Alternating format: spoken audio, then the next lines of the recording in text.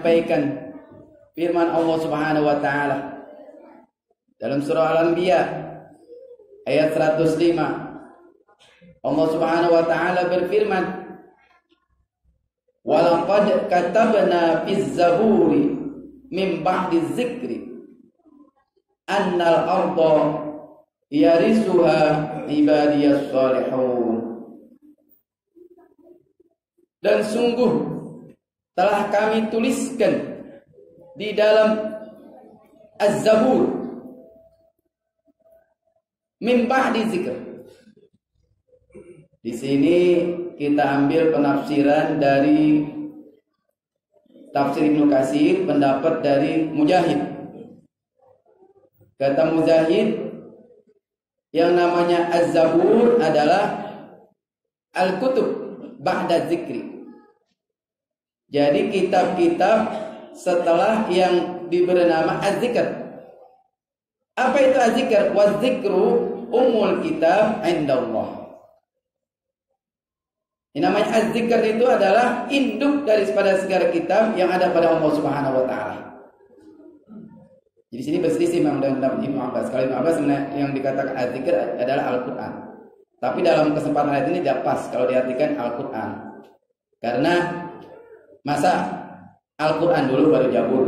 Ini kan Az-Zabur min ba'di dzikri. Jadi Zabur itu setelah Az-Zikr, setelah umil kitab berarti. Nah, ini pendapat yang kita pakai dari Mujahid. Di dalam tafsir Ibnu Katsir silakan rujuk juz 3 halaman 201.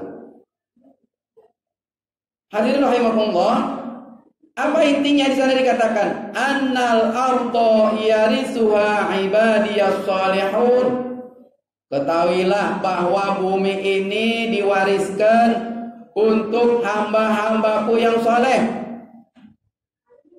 Bukan hamba-hamba yang kufur, bukan hamba-hamba yang ateis, bukan hamba-hamba yang komunis, bukan hamba-hamba yang munafik, bukan.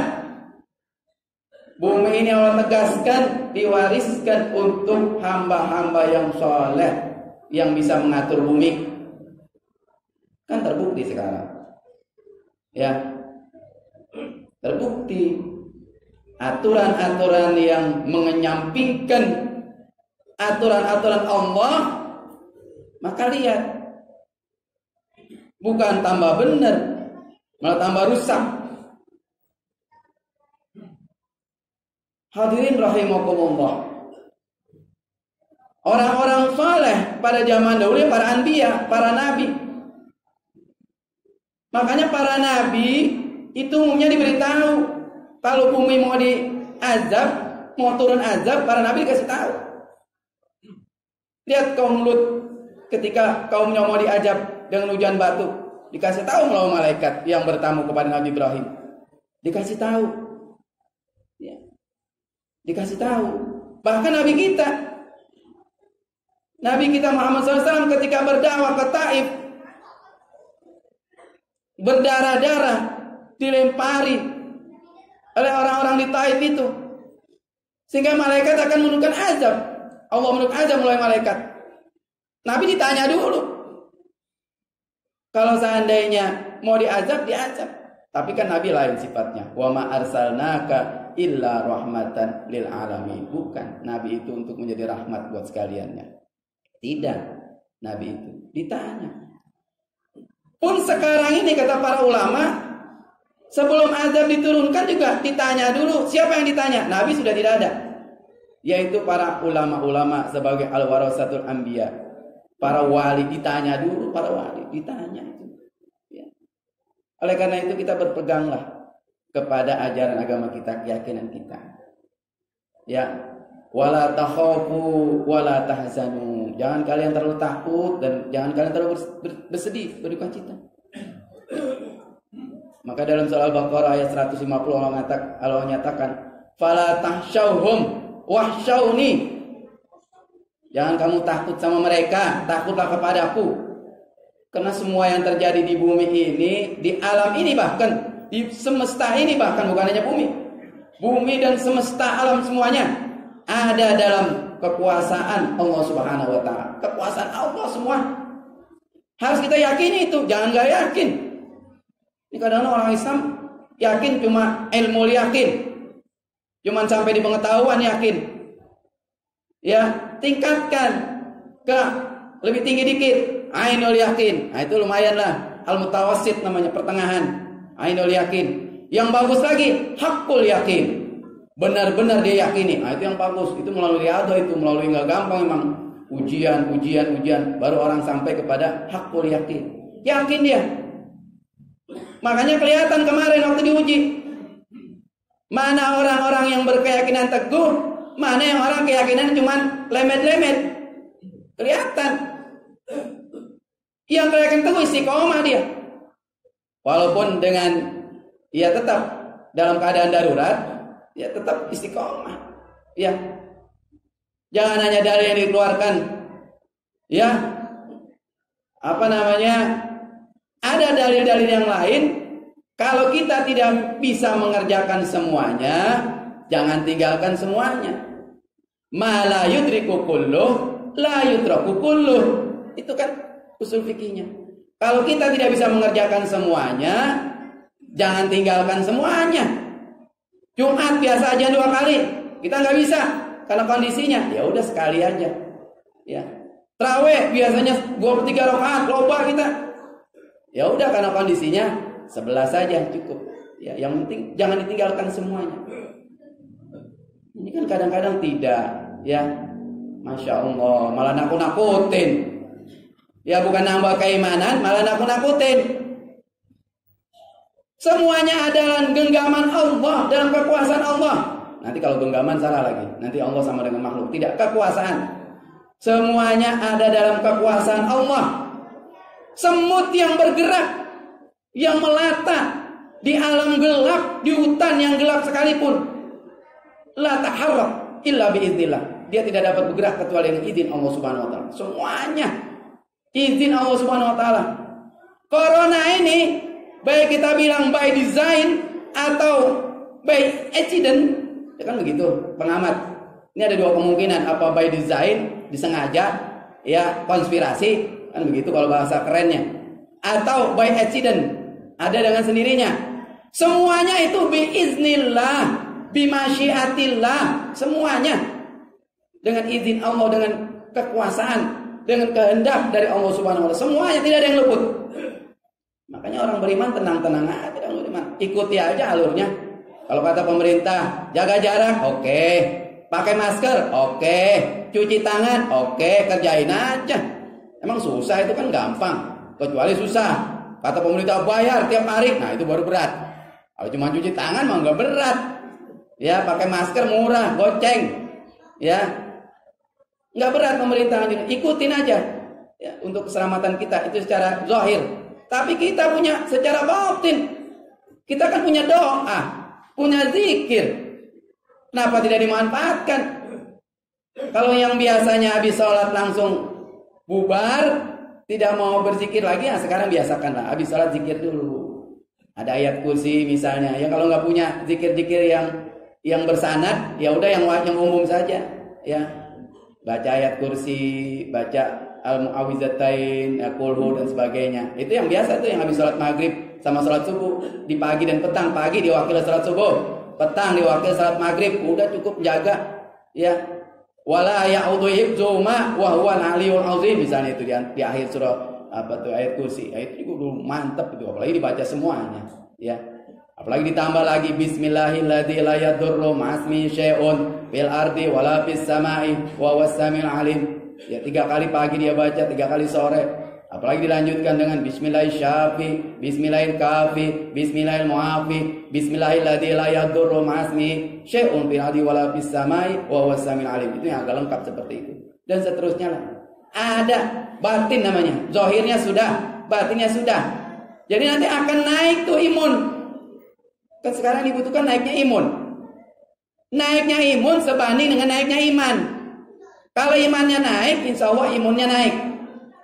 Tapi kalau imannya turun, ketakutan, tidak percaya kepada Allah, ya udah imunnya juga turun. Ya, ketahuilah, ya musabbibal asbab itu tetap Allah Subhanahu wa taala. Bukan corona yang menyebabkan mati, tapi Allah. Ini harus kita yakini. Corona itu penyakit, iya, betul, ada penyakit corona itu betul. Keadaannya ada, tidak usah kita sepelekan, betul ada. Tapi apakah dia yang menyebabkan mati? Tidak. Itu orang-orang mereka aja yang nggak punya keyakinan, yang nggak punya akidah yang benar, yang mengatakan demikian. Kita tidak. Musabbibal asbab, penyebab yang pertama, kausa prima adalah Allah Subhanahu wa Ta'ala. Itu keyakinan kita. Kalau kamu bilang tidak, tidak. Kalau kamu bilang ya, iya. Dengan izin Allah semuanya. Dengan masyiah dari Allah Subhanahu wa Ta'ala. Ini menjadi keyakinan bagi kita. Harus diyakini. Ya, kita perkuat lagi. Nah, ini ada hadis yang panjang. Ya, dalam Arba'in An-Nawawiyah. Nah, hadisnya 40. Tapi ini hadis yang ke berapa ini? Ya, tapi panjang. Tapi tidak usah sebut semuanya. Mengenai ajal kita sudah ditetapkan. Ini sudah beberapa kali saya sampaikan supaya kita yakin terus. Bahwa yang namanya ajal, ya, yang namanya rezeki, yang namanya aktivitas kita ini menjadi orang bahagia atau celaka, itu sudah dituliskan oleh Allah Subhanahu wa Ta'ala ketika bayi itu berumur 120 hari. 40 hari pertama dia namanya nutfah. 40 hari yang kedua namanya alaqah. 40 hari yang ketiga namanya mudghah. Nah, di akhir mudghah inilah, ya, di sana disebutkan, ya, hadisnya bayan faufi'ir ruha. Setelah itu ditiupkan ruh tuh pada jabang bayi yang umurnya 120 hari. Wa yu'maru bi arba'i kalimatin. Lalu malaikat diperintahkan untuk menetapkan, menuliskan 4 pokok persoalan. Yang pertama, bikatbi rizkihi. Tuliskan bagaimana rezeki orang ini dari mulai dia hidup sampai mati, sampai selesai ajalnya. Yang kedua, wa ajalihi. Ajalnya sudah ditentukan, umurnya sudah ditentukan.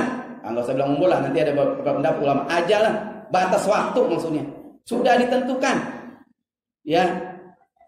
Wa amalihi, dan aktivitasnya sudah ditentukan, profesinya sudah ditentukan, pekerjaannya apa nanti sudah ditentukan.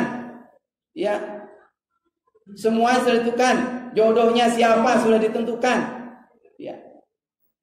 Wa syaqiyun au sa'idun. Dia termasuk orang yang syaqiyun, celaka, atau sa'idun, orang yang berbahagia. Kalau dia syaqiyun, dia orang yang celaka, itu berarti masuk yang namanya bi'adlillah. Itulah keadilan dari Allah Subhanahu wa Ta'ala. Wallahu a'lam, Allah punya rencana sesuatu. Tapi kalau dia termasuk sa'idun, orang-orang yang berbahagia, itulah bifadlillah, keutamaan dari Allah Subhanahu wa Ta'ala kepada seseorang. Begitu banyak. Ya, Allah memberikan orang-orang tertentu keutamaan. Inilah namanya bifadlillah, keutamaan yang datang dari Allah Subhanahu wa Ta'ala. Sebagaimana Nabi Sulaiman. Nabi Sulaiman ketika itu istana Ratu Balkis dipindahkan ke hadapannya oleh seorang wali, ya, dia belum berkedip, itu istana Ratu Balkis sudah pindah ke hadapan Nabi Sulaiman. Apa kata Nabi Sulaiman? Hadza min fadli rabbi. Ini adalah keutamaan dari Tuhanku. Keutamaan kalau yang begitu. Makanya kita lihat kadang-kadang ada tuh yang mengerti. Di mobil-mobil dituliskan stiker tuh kalimat hadza min fadli rabbi. Di rumah-rumah ulama kadang kita tuliskan itu. Ada apa namanya tulisan hadza min fadli rabbi. Ini adalah keutamaan dari Tuhanku. Am ashkuru au akfur. Dan keutamaan ini apakah dia mau bersyukur, apakah dia menjadi kufur. Nah, inilah jamaah Jumat rahimakumullah. Mudah-mudahan sedikit yang saya sampaikan kita menjadi paham bahwa semua yang terjadi di alam ini adalah atas kehendak Allah Subhanahu wa Ta'ala. Termasuk ya sedikit yang ada di Laut Cina Selatan nih sekarang, ya. Kan pengamat ramai itu Cina sama Amerika ini bakal perang apa enggak, ya. Karena dua-duanya udah benar-benar pasang kuda-kuda lah. Ya, kita dalam orang beriman nanti Allah lah. Itu semua ada dalam ilmunya Allah Subhanahu wa Ta'ala, ya. Apakah dia cuma main-main doang, itu Allah nanti yang tahu. Kalau dia main-main, wa makaru wa makarullah. Kalau mereka ingin membuat rencana jahat, rencana makar, ya baik yang di dalam negeri maupun di luar negeri, wa makarullah, Allah juga punya rencana. Wallahu khairul makirin. Rencana Allah itulah rencana yang terbaik khususnya untuk kita orang-orang yang beriman. Barakallahu li wa lakum fil Qur'anil azim wa nafa'ani wa iyyakum minal ayati wa dzikril hakim wa taqabbal minni wa minkum tilawatan sami'an alim. Aqulu qawli wa lakum sal muslimina wal muslimat wal mu'minina wal mu'minat